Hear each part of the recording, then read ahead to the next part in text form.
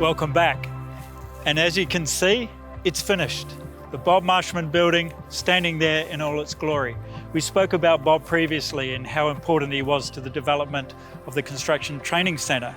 But it's worth pointing out the involvement of Burt Welfare as well. So in the future, a lot of buildings like this are going to be funded through impact investors. Investors that are interested in what's called ESG, environment, social and governance. And Burt Welfare has shown leadership as being one of the first in Australia to do an investment like this. In this episode, we're talking to Peter Logovic of BEC, the mechanical engineer, and Brodie Martin from D&E, whose job it was to take the drawings, the design, and make them a reality. And in this discussion, you'll see that it wasn't easy. There were ups and downs in actually achieving the really comfortable ambient temperature that we have here today. It's great to get feedback from the staff and the students who live in this building, attend every day. And the thing that's really satisfying for us is that they are mentioning how comfortable the building is and how quiet the building is. And for us, that's really proof of concept. It's proof of the pudding that the idea and design that we put in place when we first thought about doing a passive building has actually been realised.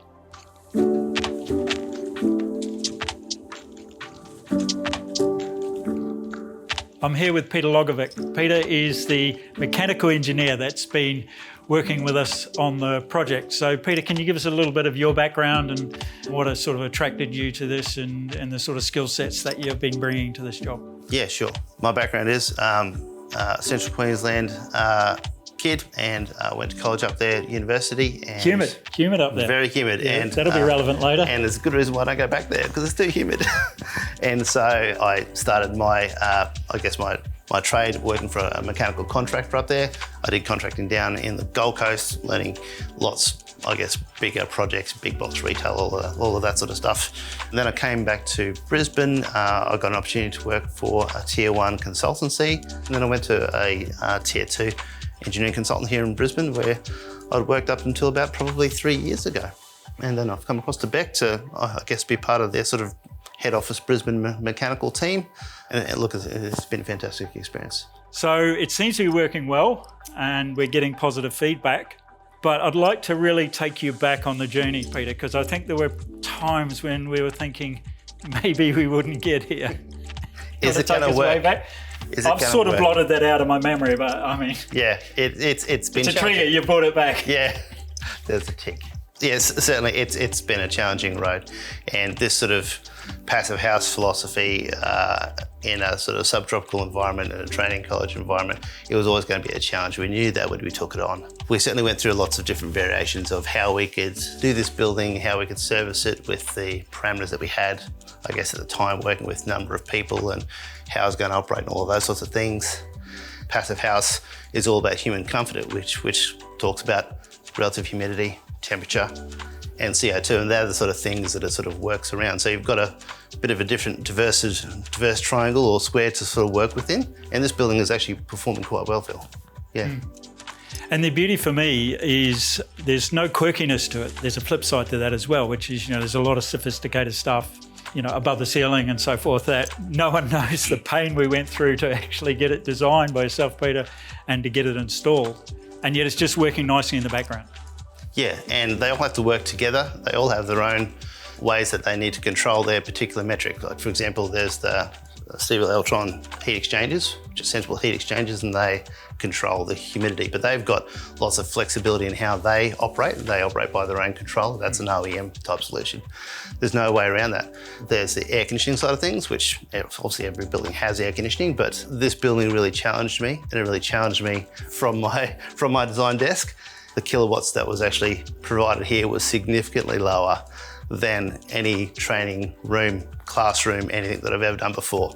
And then there's the third thing about it, which is, it's a bit of a passion of mine, which is humidity control. People can be much more comfortable at a higher temperature and a lower temperature, provided that the relative humidity is appropriate for that to sort of meet with human comfort.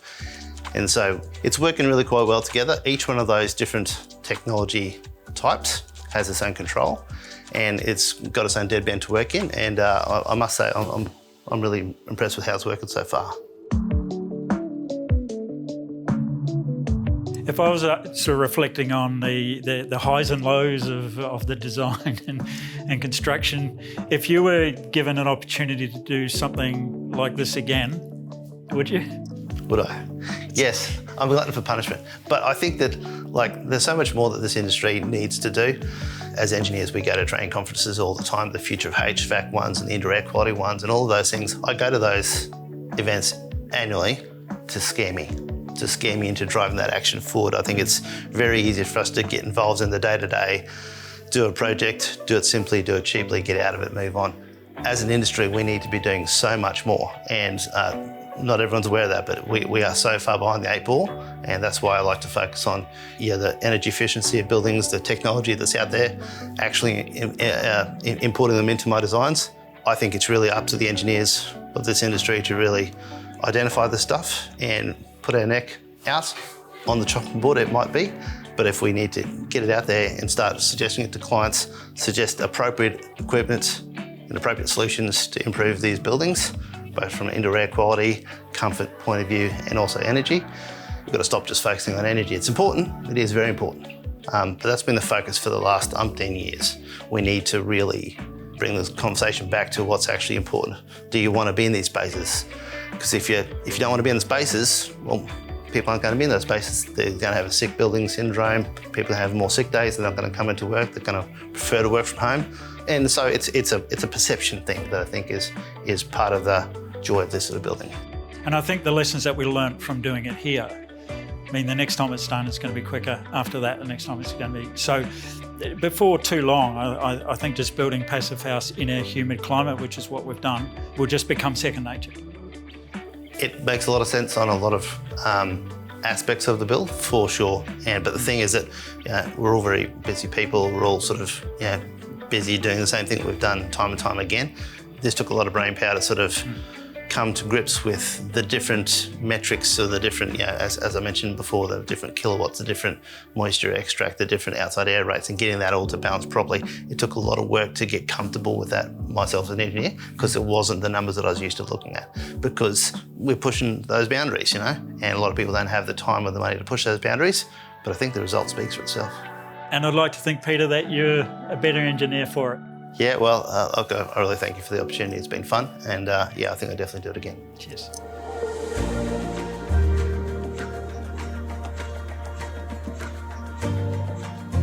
Today I'm here with Brodie Martin. Brodie's from D&E Mechanical. Correct. And reading off your shirt, it says talented people, sustainable solutions. And I guess that's why we had you on the job, Brodie. So can you give us a little bit of your background and sort of what really attracted you to this particular project, other than your boss probably said you got to go on it? Thank you for the kind intro. So I'm a mechanical engineer. I work as a project engineer for a mechanical contractor, and we work in the HVAC space. So we're in charge of heating, ventilation, and air conditioning. So quite an interesting one, the use of the Passive House concepts in somewhat a commercial education facility. It definitely hasn't really been done before. So there's quite a few challenging elements to that. So it was a great project to be involved with. And generally, we wouldn't have seen that much of you, I think, on a traditional job. You might have been back at the office and the team come in, throw the ductwork up and so forth, and away you go. But you were part of the furniture here for a while, and I think there was a good reason for that. Yes, look, it was all about getting the project over the line. The devil was definitely in the details with this project. So yes, we have a couple of non-standard units here, but there was also a number of standard units. But a lot of it was about meeting those Passive House requirements, which meant a lot of work going into the building ceiling and the way in which the units controlled and the way in which they were set up. And yes, I was here quite a lot.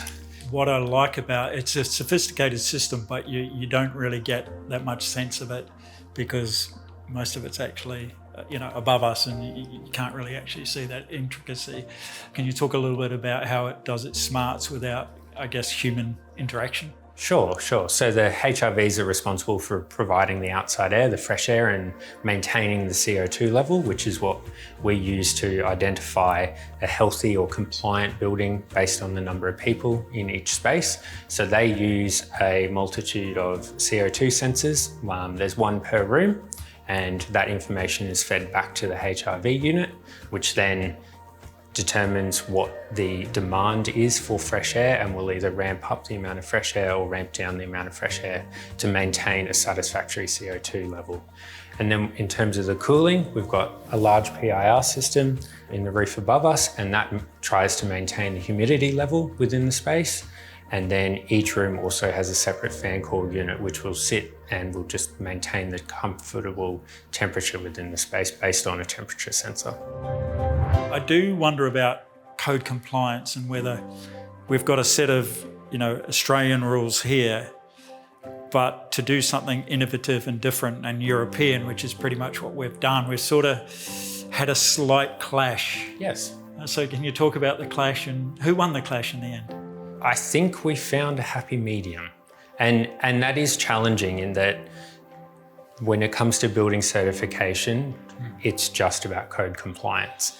But those codes are on a 10-yearly update cycle. They don't always keep up to date with the way that we're building with it. So we do have this constant struggle of trying to do something innovative whilst also maintaining compliance with something that maybe isn't keeping quite up with trends. And there is also then bringing, as you said, the Northern Hemisphere into Australia, which has its own very particular climate challenges. Brisbane, for example, with the humidity and trying to manage the creation of condensation, that's also a very significant task so that we don't grow mold. So there are lots of challenges. Yes.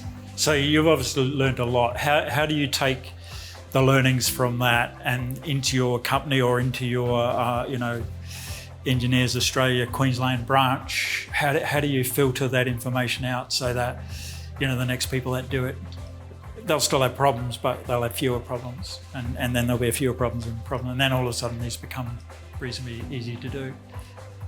Devil's in the details, and that was probably something that we maybe approached a little bit naively in terms of our mechanical ductwork going through the facade and how we were going to seal them, and then also probably our planning and in terms of our commissioning processes and our control strategies, making sure that that is all squared away before the day comes where we actually need to be on site commissioning. D&E may become the sort of the market leader of your passive house, because the idea really for this building is to encourage more of these to be built, and that's the word that we're trying to get out. And you guys are part of the history of it now. You're the ones that have done the first one, and it's been great seeing you and great seeing you come back, Brodie. So thank you for having me. Thanks Appreciate very much.